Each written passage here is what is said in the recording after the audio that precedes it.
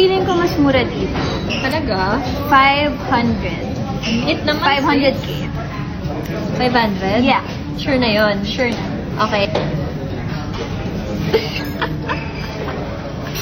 Tililing. Ang dami naming natira, guys. Guess the bill. Hindi ka natin naubos. So, what's your guess? Dahil nasa Grand Hyatt tayo, feeling ko 350k. Oh, shit. Feeling ko din. Feeling ko din. Maliit na yun, no? Uy, pag ganun. Tama, no? Swerte talaga ako palagi eh. Oh, Excuse me, ma'am. Anong paper take out? yes po. Steak na. Alam mo, both tayo mali. Bakit? Ang liit ng mahula natin eh. 759,000. Shit.